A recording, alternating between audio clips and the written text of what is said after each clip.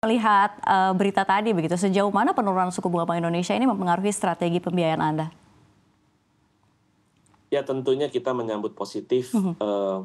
apa yang sudah diumumkan oleh Bank Indonesia bahwa suku bunga acuan Bank Indonesia dilakukan koreksi dengan menurunkan suku bunga tersebut sebesar 25 basis point.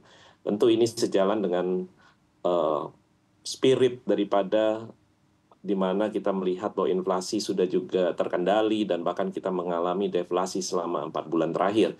Nah, hal-hal ini tentunya juga mungkin Bank Indonesia melihat bahwa perlu diberikan sedikit stimulus untuk bagaimana meningkatkan pertumbuhan ekonomi kita, walaupun kita masih tetap tumbuh di tahun ini sekitar 5%.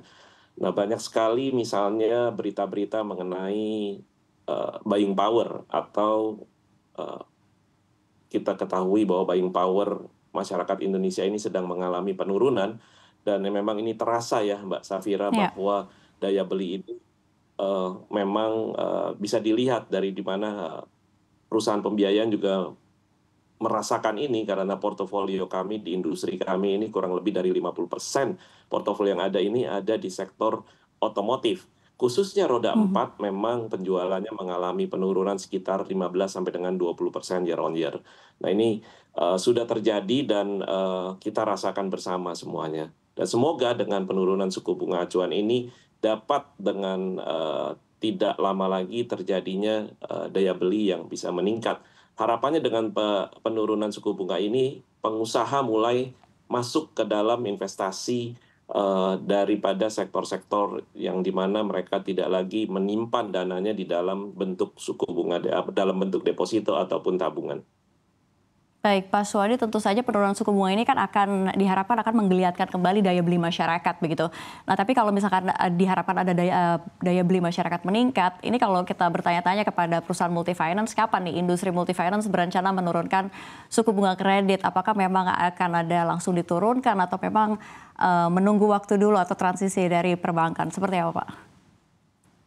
Ya, biasanya kami tetap akan menunggu transisi dari perbankan dan tentunya perlu diketahui bahwa 70% eh, pendanaan kami memang sangat bergantung dari perbankan dan pada umumnya pada saat terjadi adjustment daripada suku bunga acuan Bank Indonesia, ini dimulai dari pasar uang dulu di antara bank di perbankan kita dan nanti akan dilanjutkan dengan penurunan suku bunga deposito, suku bunga tabungan dan tentu ini bisa akhirnya terjadi penurunan cost of fund atau pinjaman kredit yang diberikan kepada sektor korporasi termasuk perusahaan pembiayaan. Nah, tentunya apabila ini terjadi juga kami akan melakukan adjustment kepada debitur-debitur kami yang baru. Karena di perusahaan pembiayaan ini tidak serta-merta, misalnya pada saat suku bunga naik, kita tidak menaikkan suku bunga juga untuk debitur yang sudah existing atau berjalan di industri kami atau di masing-masing perusahaan pembiayaan. Manakala nanti terjadi adjustment suku bunga turun misalnya sebesar 25 basis point atau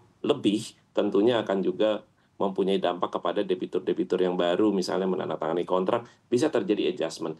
Namun yang perlu kita ketahui adalah penurunan suku bunga ini sebenarnya adalah diharapkan eh, ekonomi kita bertumbuh dan sebenarnya di perusahaan pembiayaan ini selain daripada suku bunga juga ada hal-hal lain yang sangat penting untuk masyarakat ketahui bahwa kita sangat melaksanakan proses approval kredit itu dengan asas kehati-hatian atau good corporate governance di mana saat ini seluruh masyarakat Indonesia yang ingin misalnya mendapatkan pinjaman kredit kendaraan bermotor, kami sudah dapat mengecek ke BI Checking atau yang kita kenal BI Checking sebelumnya. Sekarang kita pakai yang namanya SLIC, Sistem Layanan Informasi Mhm. konsumen, yang dimana kita bisa melihat konsumen ini memang tercatat sebagai nasabah yang baik atau tidak. Nah, ini yang dimana prinsip kehati-hatian ini kita pakai bersama dan kita pakai sebagai acuan. Banyak sekali misalnya aplikasi-aplikasi yang masuk ini kena disliknya daripada debitur. Jadi harapan saya bagi para debitur yang sedang berjalan kreditnya manakala mengalami kesulitan pembayaran, segera hubungi perusahaan pembiayaan untuk melakukan restrukturisasi atau rescheduling agar tidak tercatat sebagai debitur yang bermasalah karena kedepannya akan mempunyai dampak pada saat ingin mengajukan kredit baru. Demikian juga untuk eh, debitur-debitur yang nantinya misalnya akan mulai mendapatkan pinjaman diharapkan juga selalu tepat dan taat untuk melaksanakan pembayaran pinjaman kreditnya. Demikian Mbak Safira. Ini soal penurunan suku bunga Bank Indonesia yang berada di level 6%. Pak Ruli, sejauh mana penurunan suku bunga Bank Indonesia ini mempengaruhi strategi pembiayaan Anda? Kami mungkin tadi sempat ya mendengarkan Pak Suwandi menyampaikan ya, sebetulnya bagi kami ini adalah suatu tren yang positif ya, sinyal positif untuk kita ya, perusahaan multifinance ya, di mana suku bunga BI rate itu turun ya. Jadi artinya sebetulnya sinyal positif untuk kita bahwa nanti mungkin ya nggak langsung ya, sebulan atau 2 bulan atau bahkan 3 bulan lagi, mudah-mudahan kami pun mendapat efek positif, yaitu dari penurunan suku bunga yang kita bisa dapatkan dari kreditur kita dari bank ya gitu. Itu Mbak Safir. Oke, Pak Ruli, bagaimana nih perusahaan multifinance memastikan risiko tetap terkendali begitu ya ketika bunga kredit mulai menurun? Jika kita melihat mungkin tahun ini mungkin untuk kita ya, nanti mungkin bisa dikoreksi juga oleh Pak Suwandi, cukup challenging untuk kita ya. Karena sebetulnya kalau misalnya melihat tahun ini, spending untuk customer kita itu luar biasa ya. Masyarakat kita spending banyak ya.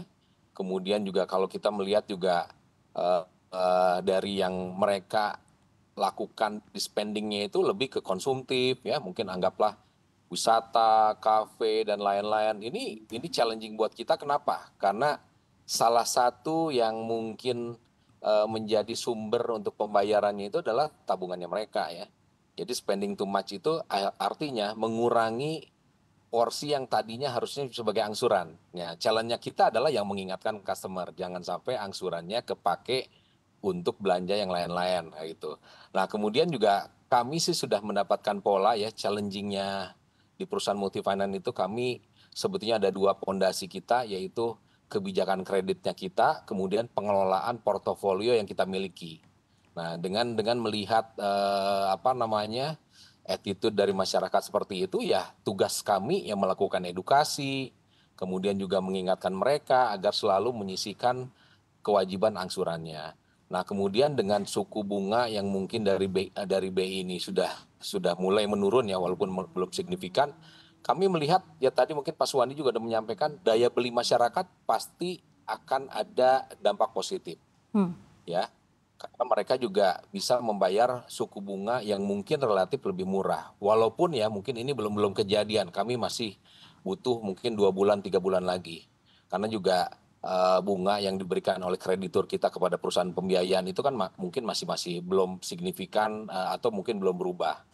Nah, kemudian daya beli masyarakat ini membaik, harapannya masyarakat sudah mulai mau lagi kayak mungkin memilih untuk membeli kendaraannya yang tadinya mungkin, oh Pak, cicilannya dengan suku bunga segini harusnya bayar cicilan yang lebih mahal, tapi dengan suku bunga yang lebih murah mereka sudah punya kapasitas yang lebih ya. Tetapi dari kami sama dengan yang tadi saya sampaikan, challenging-nya adalah bahwa kita meningkatnya daya beli masyarakat itu harus kami lakukan balancing dari sisi pengelolaan kebijakan ya, kebijakan kredit, kemudian juga remind masyarakat kita atas kewajiban yang harus dilakukan kepada seluruh perusahaan pembiayaan, yang mungkin bukan hanya ke kami aja di Mandiri Utama Finance, mungkin ada beberapa multi finance yang mereka juga punya kewajiban gitu.